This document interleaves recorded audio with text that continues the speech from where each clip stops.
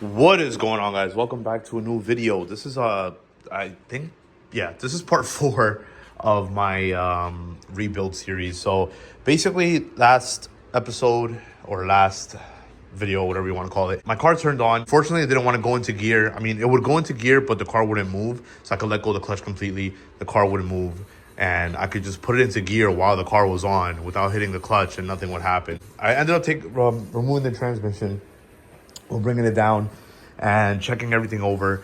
I'm not sure exactly what I found. To be honest with you guys, everything looked good to me. I replaced the pilot bearing with a new one. One of the spacers for the pressure plate was on the inside, and I put it to the outside because I was looking at pictures or whatever, how it comes assembled.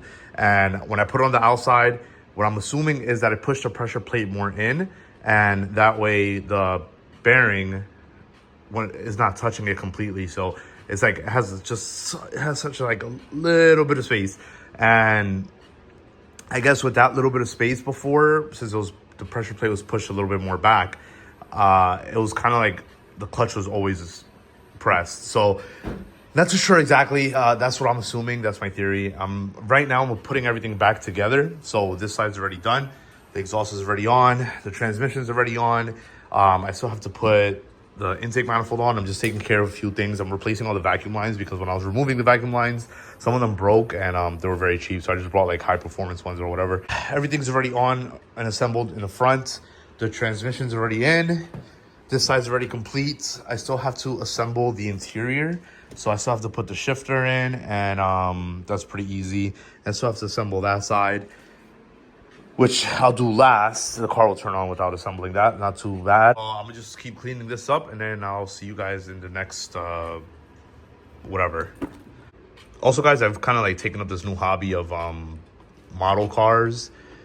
I don't know. I just built my first one. It is extremely difficult to do. I'm not gonna lie. So props to these guys to do them and do all the details and everything, because it's extremely difficult to do. It took me about, I don't know, maybe like a week just to try to get things painted and everything. And even with that, it still came out terrible.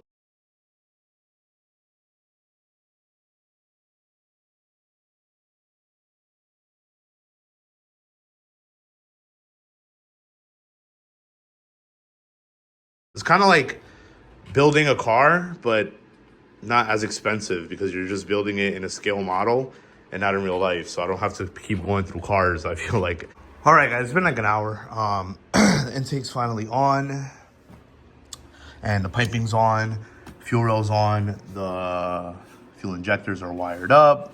Just moving them a bit, making sure none of them are pinched or anything like that. There you go, everything is on, nice, complete. You just have to clean it up a bit. But now I just have to run this throttle cable, which is fairly simple. And I think that's pretty much it. I'm pretty much done over here. I just have to now put oil in my transmission and oil in the engine. It was like I think that's about right. 2.9 or 3 liters, which is about right. It's still leaking out some. So once that's done leaking out, I'll cover that up, and that's done. I have to tighten the clutch line, fill up the clutch reservoir, and then I'll bleed that. That's for later on because I need 2 people for that because I don't have the tools to do it myself. And I think that's it. I think we're pretty much good to go. All right, guys, I don't know exactly where I left off, but as of right now, the car's on the ground and the car turned on. I bled the coolant yesterday, so the coolant is good to go. I have a clip. I'll put a clip here of the car turning on last night.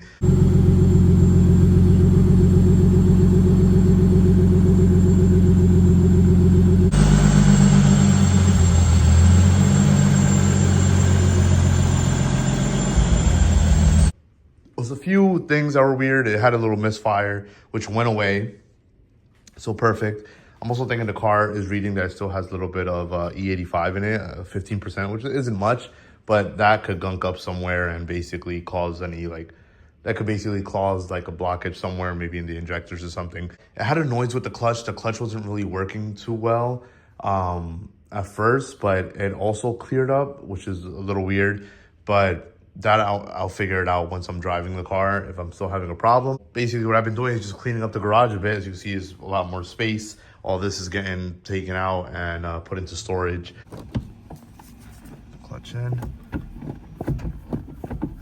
clutch felt a little weird for a second, but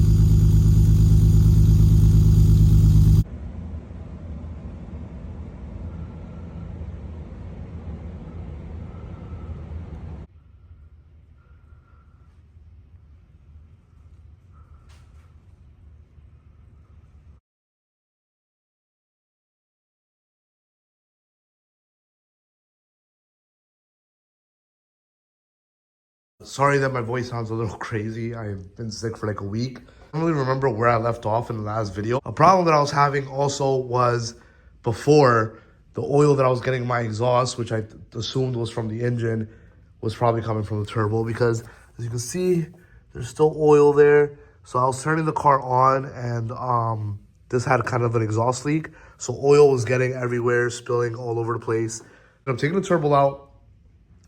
I reached out to Precision Turbo to have it sent out, and I just sent it out right now. I just went to the UPS store and shipped it out. So that should be getting there in a few days, and then from there I'll be able to know what's going on with it, if it needs any major repair or if it just needs a simple rebuild. Well, for me, it'll be a few weeks. For you guys, a few minutes. What is going on, guys? Here's a quick update video. I'm not sure the last clip where I left off. I'm for sure know that it was a few weeks ago because I haven't recorded anything or been in the garage in a while. I've been selling a few things out of my garage. As you can see, things are looking a little bit more empty. Tires are gone. I sold all of that. I still have to get rid of some things here. I sold a few of my front lifts, so I only have one left there. And everything is cleaned up on this side. This is leaving. That's getting out of here. I've been cleaning up the toolbox a bit. This is all organized a bit here. This is my old engine with the bent rod. If you guys are just new to the video, to the channel, this is my old engine here. My old 2JZ block. As you can see, bent rod, which led me to rebuilding my Supra. Anyways, I sent my turbo to get redone. Pretty much, basically just to diagnose what was wrong with it. Yeah, I just got it back. It's been a few days. I would say maybe about a week. This is my cutoff switch for the Supra. A few washers, garbage.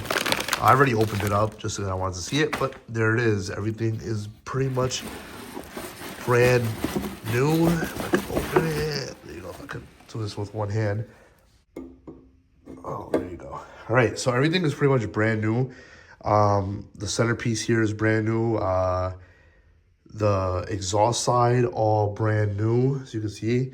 Obviously, same housing because this is custom, so they keep this. And there's no more shaft flare how there was before. I thought it was normal before because it wasn't really touching the fins here, but it was touching somewhere in the center. So the thrust bearings and everything were already worn, but everything is pretty much brand new. So this thing's ready to go back in.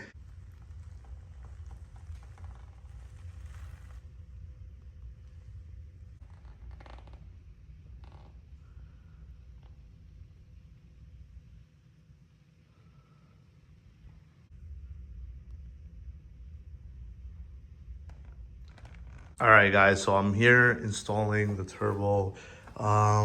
First problem I just ran into, so I just ran the drain line. The drain line's good. This is right here on the side. I turn it a little bit.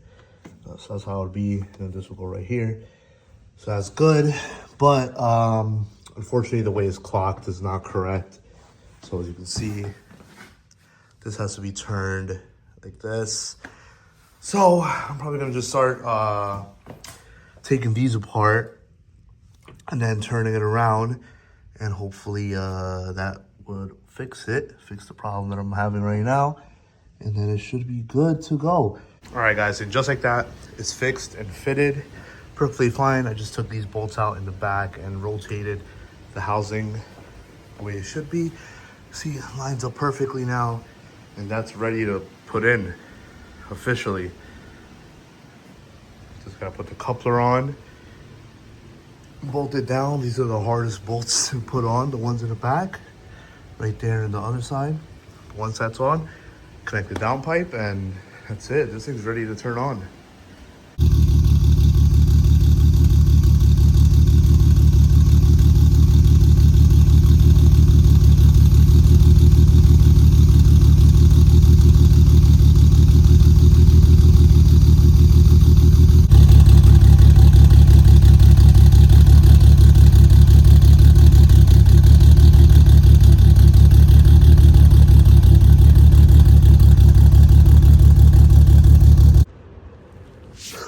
What is going on, guys? Here's a little update towards the end of the video. So turbo's on, the car's running. I took the car to work. I was just test driving a little bit. It did have a little misfire. Again, I've been talking about this misfire since the beginning of the video, but I found out what it was, and it was coil one of the wires back here was loose inside. So if you move it, the misfire will go on and off. So I ended up just depinning that and fixing it all up, connecting it. I ran the car for a little bit. The car's running good now. There's a few things that I finished off was the wiring for the brake line here, which is just a sensor. And then the wiring for right here, which is for the air conditioner right here. So that came out really, really nice. These clips I got from Amazon. So if you guys are looking for those, I'll post it in the link down below. I am tuning the car later on this month. I'm talking to a tuner right now that's willing to work on the car and, well, not work on it, but wanted to tune it and work with me on tuning the car. So probably there'll be videos coming out later on this month, and then the car will be good to go. Another thing that I realized is that the car has a slight oil leak, but nothing serious. It's just coming from, it's hard to see, but let me see if I can focus. Literally right there. So, right there. So where that Teflon is right there. It's just a fitting for the oil feed for the turbo. So it just has a slight oil leak. So that I'll be taking off, cleaning it up, and re-putting it back on. Nothing serious. Car's pretty much done. My next video will be taking the car to get tuned and seeing how much power it makes. Hopefully a good amount. So I'm ending the video here. If you guys liked the video, please leave a thumbs up. Consider subscribing. Anything that I used in this video, I'll try to go through it. I'll try to link everything down in the description. We're almost to 1,000 subscribers. So thank you guys for watching and supporting the channel. And yeah, let's get to 1,000 by, I don't know, next month maybe. Hopefully, you know, the car being done, I'll be able to do more. So here, this is part 4 of the rebuild series and the last part, besides the tuning video, which is completely separate. Because I could drive the car like this and honestly it won't be a problem, but I really want to tune the car, get everything dialed in. So that'll be a separate video apart from the build series. So this is pretty much complete. I'm done. Last video. I'm excited. Crazy as it seems, time flies. But yeah, that's it. Thank you guys for supporting the videos and checking everything out and staying with me. And I'll see you guys in the next one. Peace. So guys, before I end the video, I just wanted to test this out just because I wanted to see how it looks. But I took my paint match front lip off and I put a carbon one just to see how it looks. And I don't know, what are you guys thinking? I think it looks good. I think it looks way better actually. I'm not sure, but yeah, if you guys like this one or that one, let me know in the comments down below. This looks really good. Probably because I just haven't seen it on the car. But I feel like it matches the emblem, the headlights, and the engine bay. I don't know. This just looks cool. But yeah, let me know what you guys think. Whichever one matches better or whichever one looks better. And I don't know. We'll see you in the next video if I have it on or not.